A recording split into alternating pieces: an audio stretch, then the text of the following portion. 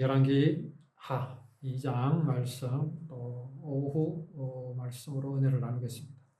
엘리사 참 귀합니다. 그가 귀하다 하는 이유는 엘리야가 무엇을 전했는가? 그 엘리야가 정말 하나님이 완전히 사라져버린, 하나님을 완전히 멸시하는 그 북쪽 이스라엘 아합이 지배했고 또 그의 후손이 지배하는 그 북쪽 이스라엘에서 참으로 주의 복음을 전하는, 율법을 전하는 그 엘리야를 보고 그 엘리야가 전하는 율법이 언약이 되심을 전하는 그 능력을 쩔을 받기를 원하는 엘리사의 마음, 하나님께서는 그에게 그가 바라던 것을 주셨다라는 것을 보여주시기 위해서 엘리야가 던진 그 겉옷을 가지고 엘리사가 요단강을 칠 때 요단이 갈라지는 그 역사를 하나님은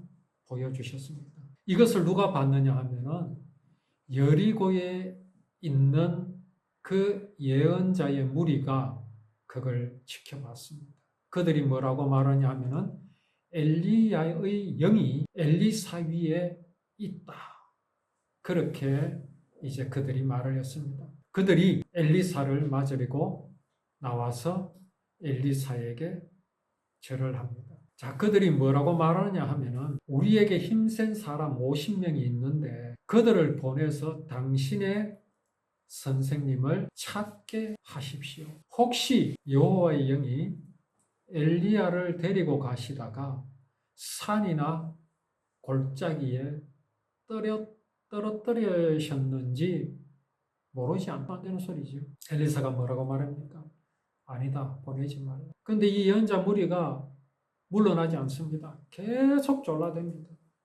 우리 50명을 보내가지고 그 엘리야를 찾게 해달라. 그러니까 엘리사가 마지 못해서 그러면 한번 해봐라. 자, 여기에서 엘리사가 어떻게 해야 합니까? 그리 그렇게 하는데도 보내지 말아야 합니까? 아니면 이렇게 보낸 것이 맞습니까? 엘리사는 왜 그들을 보냈을까요?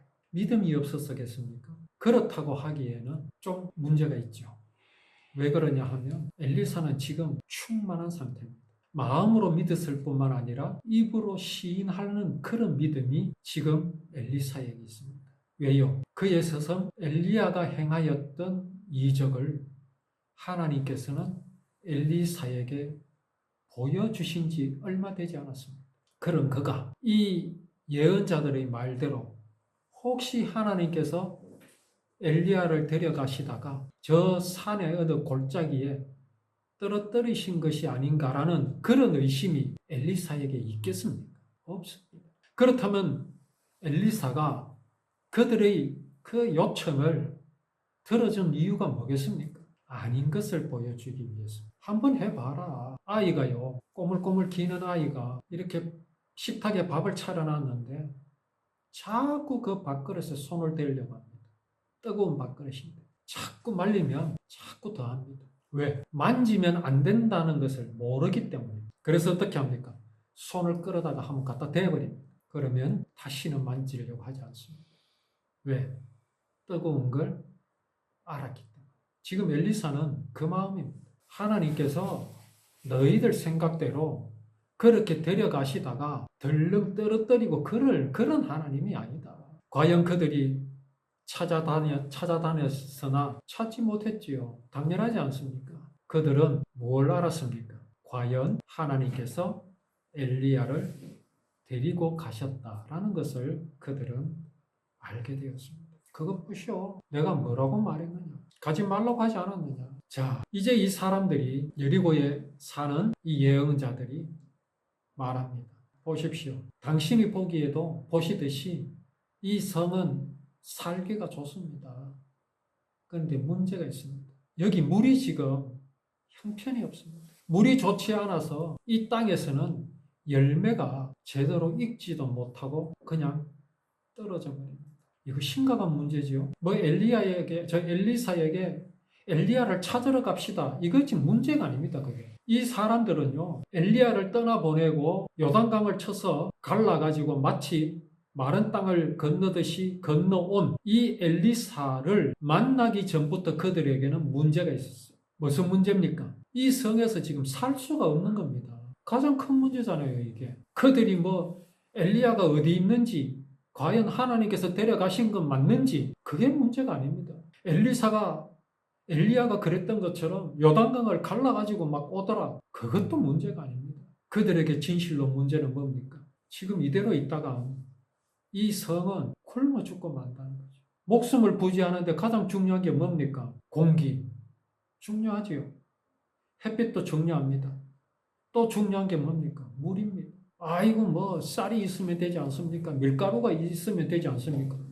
있으면 뭐 합니까? 물이 없으면 그런 곡식이 자랄 수가 없는데 가장 큰 문제입니다. 그 문제는 내놓지 않고 엘리야가 어떻게 됐니? 어쩌니 이제 그들은 진짜 문제를 말하잖아요. 여기가 살기 좋은 곳이기는 합니다. 그렇지만 물이 좋지 않습니다. 결국 뭡니까?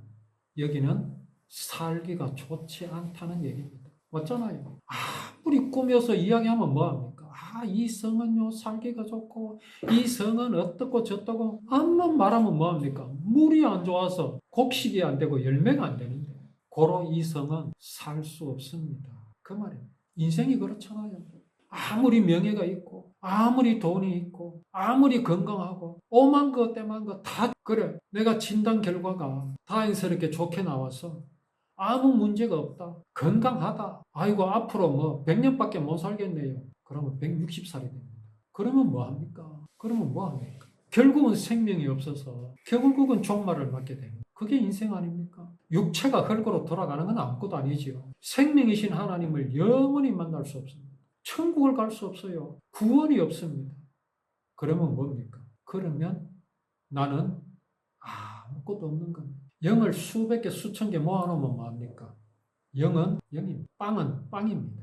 여리고성이 아무리 살기 좋으면 뭐합니까? 그 성이 아름다우면 뭐 하겠습니까? 물이 안 좋은데.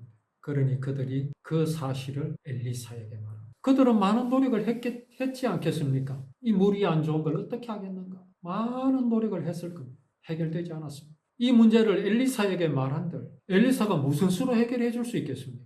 그러나 그들은 엘리사에게 말했습니다. 왜 말했겠습니까? 엘리사가 엘리야로부터 갑절의 능력을 받았기 때문입니다. 하나님께서 엘리사에게 갑절의 능력을 주셨기 때문입니다.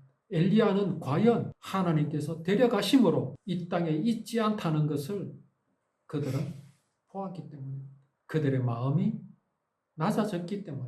낮아졌기 때문에 엘리야에게 물을 수 있는 겁니다. 그래서 엘리사가 해결책을 내놓지요. 소금을 대접에 담아.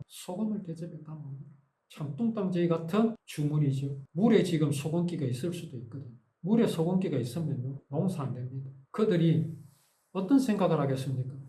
상식적으로 아니 소금이 왜 필요한가? 그러나 그들은 엘리사가 시키는 대로 합니다. 엘리사가 시키는 대로 하는 이유가 뭐겠습니까? 그들의 마음이 낮아졌기 때문에 그렇습니다. 구원은요 마음이 낮아지지 않으면 보이지 않습니다. 구원은요 마음이 낮아지지 않으면요 받을 수가 없습니다. 왜 오늘날 사람들이 하나님을 믿지 않습니까? 왜 예수 그리스도를 믿지 않습니까? 그 마음이 하나님보다 높아 있기 때문에 그 신념이 하나님보다 높아 있기 때문에 그렇습니다. 자기가 하나님인 줄 압니다. 하나님을 무시합니다. 조롱합니다. 돌이켜 어린아이와 같이 되지 않으면요 구원은 받을 수가 없습니다. 지금 이 사람들은 마음이 낮아져 있습니다. 그래서 엘리사가 말하는 대로 시키는 대로 엘리사가 샘이 솟는 곳으로 가서 소금을 뿌리며 말합니다. 여호와께서 이렇게 말씀하셨다. 내가 이 물을 고치니 지금부터는 이 물 때문에 죽는 일이 없을 것이다. 라고 하나님의 말씀을 전합니다. 이 물 때문에 열매 맺지 못하는 일도 없을 것이다. 라고 하나님께서 하신 말씀을 전합니다. 그러자 엘리사가 말한 것과 같이 그 물은 이 열왕기 하 말씀을 기록한 이날까지 그 상태로 깨끗하게 남아있다고 열왕기 상을 기록한 기자는 말씀을 전하고 있습니다. 엘리사가 그곳을 떠나서 베델로 향합니다. 베델로 향하는 길에 어떤 일이 일어납니다. 길에서 놀던 어린아이들이 성에서 나와가지고 엘리사를 놀려댑니다. 엘리사를 향하여 놀려댑니다. 이런 말씀을 가지고 오늘날 또 하나님을 비판하기 좋아하는 사람들은 하나님은 잔인하다. 어떻게 이 어린아이들을 저렇게 잔인하게 죽일 수 있는가? 여기 사실 어린아이라 그랬지만 진짜 철없는 어린아이라면 안 죽습니다. 하나님은 애굽에서 그 이스라엘 백성들을 구원해 내셔서 가나안 땅에 들어가게 하실 때에 1세대들은 광야에서 다 죽었습니다. 여호수아 갈렙 빼고는. 그런데 예외를 말씀하십니다.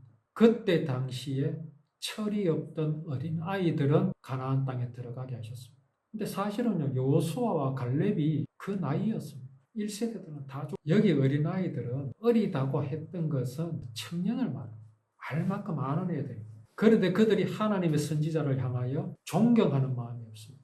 조롱. 아들이 엘리사를 보고 하늘로 올라가라 그러죠. 엘리야를 빗대서 하는 말일 수도 있겠죠. 가거라. 이건 지금 누구를 무시하는 겁니까? 엘리야를 무시하는 겁니까? 엘리사를 무시하는 겁니까? 얘들은 지금 알면서 그러거든. 엘리사가 누군지 잘 압니다. 이들이 무시하는 것은 엘리사도 아니에요. 엘리야도 아닙니다. 하나님을 무시하는 겁니다. 그런 죄악을 이스라엘이 저질렀습니다. 사사시대가 이제 끝나면서 마지막 사사가 사무엘이었습니다. 이스라엘 백성들이 애굽에서 나와서 가나안 땅에 살 때 하나님께서는 사사를 세우셨습니다. 사사를 세우셨다는 것은 뭡니까? 하나님께서 친히 다스리신다는 말입니다. 그런데 주변의 나라는 어떻습니까? 신이 다스리는 것이 아니라 왕이 다스립니다. 사람이 다스립니다. 신의 간섭을 받지 않습니다. 그걸 이스라엘 백성들이 굉장히 부러워했습니다. 하나님이 이미 아셨지요. 신명기서에서 그래 말씀하셨습니까? 모세에게 말씀하셨습니다. 이스라엘 자손들이 가나안 땅에 들어가서 왕을 구하거든. 그런 말씀을 하십니다. 왕을 세우려거든. 무엇을 하지 마라 말씀하시죠. 말을 많이 두지 마라. 말을 많이 가지게 되면 말을 조련하는 아주 천재적인 소질이 있는 애굽으로 갈 것이다. 그리고 율법을 두게 하고 또 달려가면서도 읽을 수 있도록 크게 글을 써서 소위 말이죠. 대형 간판을 세우라. 이런 말씀들을 많이 하십니다. 그래서 그들이 왕을 요구합니다. 이제 하나님이 직접 다스리는 것은 우리가 감당할 수 없습니다. 우리에게도 왕을 주십시오. 그러니까 사무엘이 하나님께 기도합니다. 하나님, 저들이 나를 싫어합니다. 나를 싫어합니다. 하나님 그때 뭐라 말씀하셨습니까? 그들이 너를 싫어하는 것이 아니라 나 여호와, 나를 싫어한다. 여호와를 싫어하는 거다. 오늘 여기 엘리사를 놀려대는 이들 마음에는요, 엘리사를 놀리는 게 아닙니다. 엘리야를 놀리는 게 아니라는 게 그들은 하나님을 무시하는 겁니다. 하나님을 무시하는 거죠. 이들을 둔다면 어떻게 되겠습니까? 이들을 용납하면 어떻게 되겠습니까? 이스라엘은 하나님께서 그 나라를 세우시는 목적을 이룰 수가 없습니다. 물론 하나님께서 하시려면 얼마든지 하시지요. 이 아이들, 이 청년들은요, 저주를 자청하는, 감히 하나님을 대항하는 거죠. 그래서 그들은 멸망을 당합니다. 이 말씀을 이해하지 못하는 사람들이 보기에는 하나님이 처단한 것 같죠? 아닙니다. 하나님이 처단하신 게 아닙니다. 그들은 저주를 자청한 것임을 알아요. 그들은 나중에 하나님 앞에 섰을 때 원망할 수 없습니다. 하나님 왜 나를 이렇게 하셨나요? 아닙니다. 스스로 저주를 자청한 것임을 알아야 합니다. 이제 엘리야의 시대가 열립니다. 엘리야가 하나님께 구했던 것, 각절을 구했던 그것이 무엇인지 우리는 분명히 알았습니다. 엘리사에게 주셨던 것 같이 우리에게도 동일한 능력과 은혜를 주시는 하나님을 우리는 늘 누리면서 하나님을 기쁘시게 하는 우리의 믿음의 삶이 되기를 원합니다.